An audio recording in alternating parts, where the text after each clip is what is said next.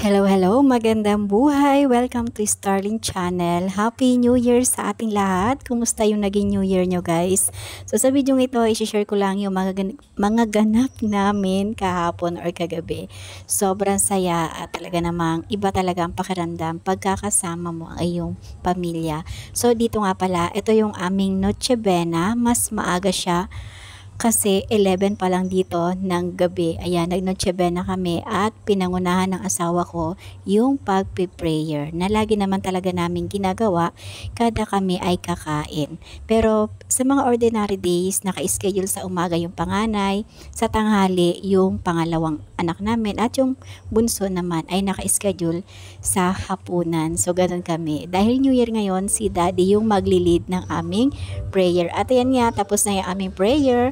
At eto, kainan habang nagkukwentuhan. Iba talaga yung pakiramdam pagka ang pamilya mo ay kasama mo sa pagkainan, nagkukwentuhan. Sa may mga anak dyan, alam nyo, napaka-importante na kasabay natin kumain yung ating mga anak. Kasi ito sa alam ko sobrang busy ang karamihan sa atin sa pagtatrabaho at sa iba pa natin mga ganap sa buhay. Pero alam nyo, napakalaking bagay yung nakakasahog natin, nakakasalo natin yung ating mga anak sa harap ng pagkainan. Kasi ito yung moment na pwede natin sila makakwentuhan, maka one-on-one, kung ano yung kanilang mga feelings, kung meron ba silang dapat i-share, na i-share nila. Mas maganda yung ganito guys kasi nagkakaroon ng palagayan ng loob at kung magkaroon man ng problema ay siguradong hindi sila mahihiyang magsabi at mag-open. Magiging tayong Bruno Mars. Ayan, 12 grapes para sa aming apat. Late pag video, nakain na kain na muna natin bago yun. Pamigil po ba natin? Ha? Pamigil po ba natin?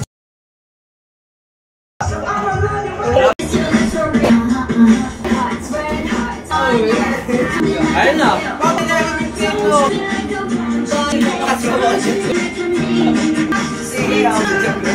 Niyaya ko lang kumain ng 12 grapes sa ilalim ng table. At buti na lang kumain sila. Nakita ko lang to sa vlog.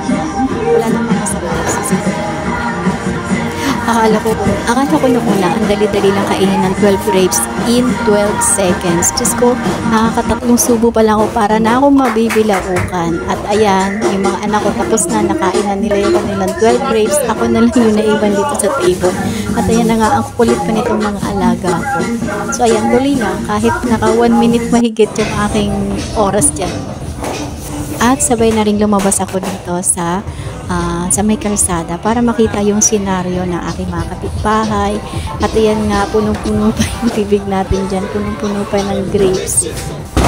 At napatakbo na nga tayo sa labas. Ayan, ganyan siya guys. Maulan dito. Kaya ayan, konti lang yung mga nagpaputok dito sa lugar namin.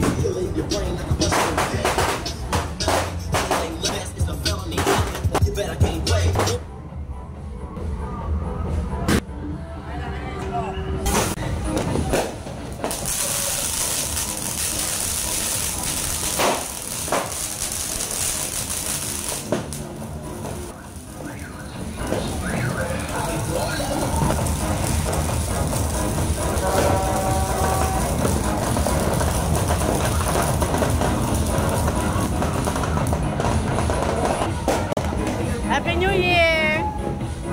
Pasensya ka na ha. Busy kasi kami. Picture.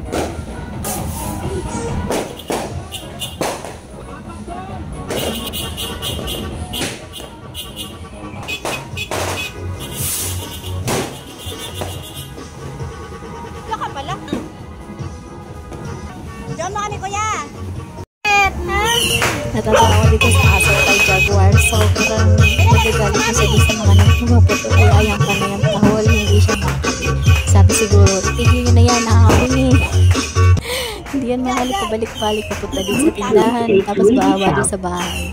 Bakit? Dito!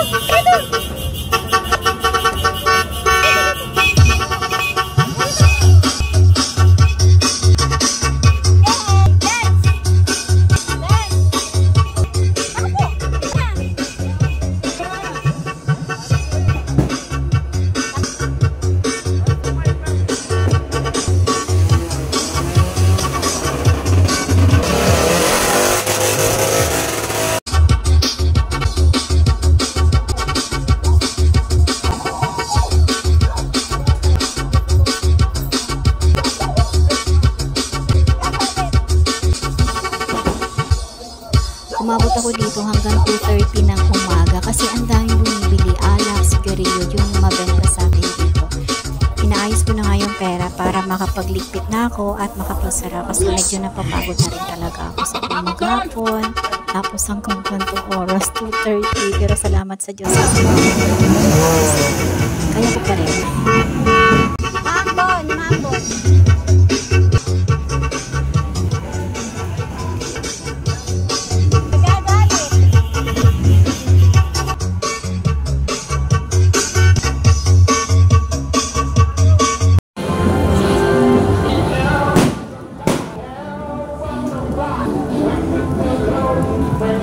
Apa yung sa Red Doors?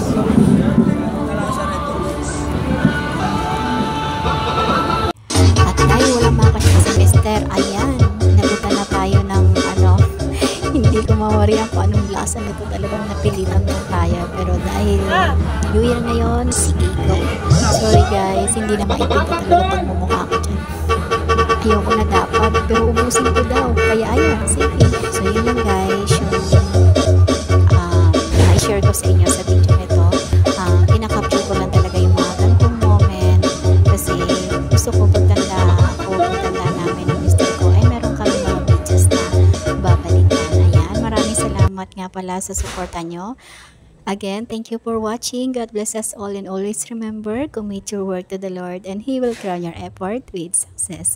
Thank you. Keep safe everyone. Happy New Year. Ingat tayong lahat. At ito naman guys, yung kaganapan ng pagdating ng aming mga bisita.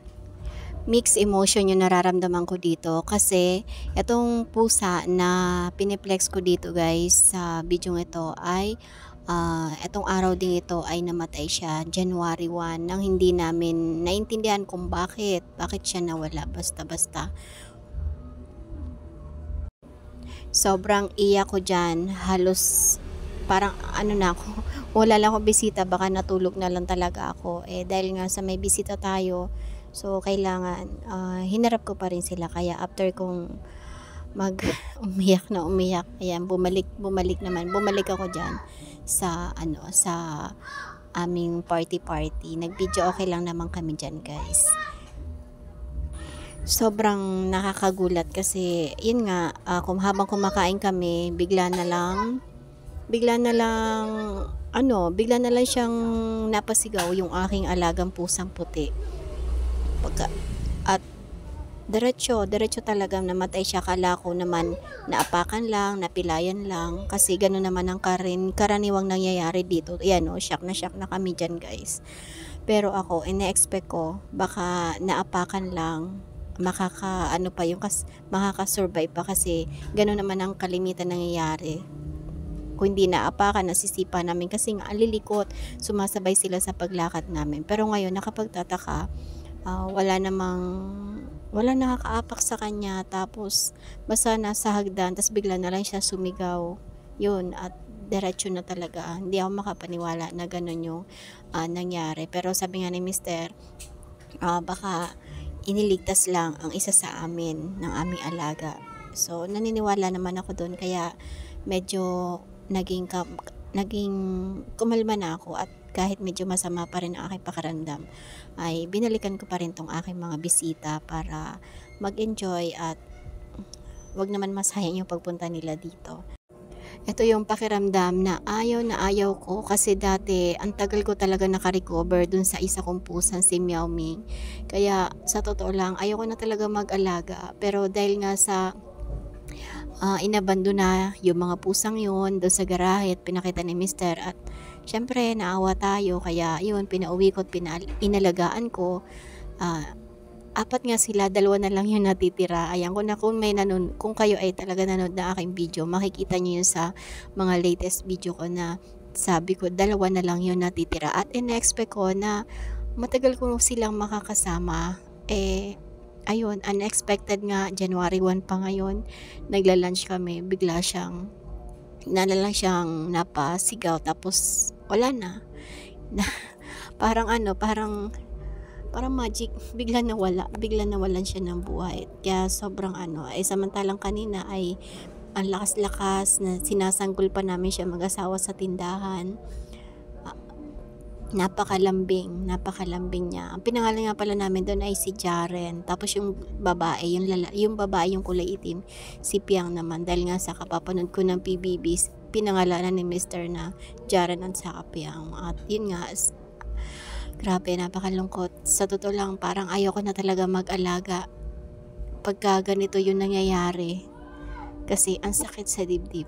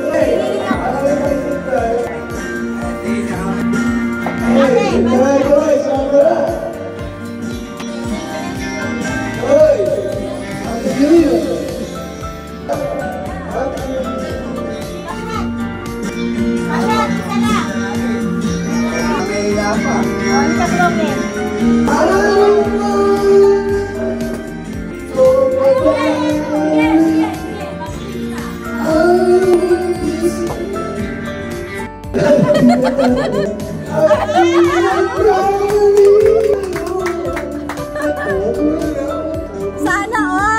Wala lang talaga.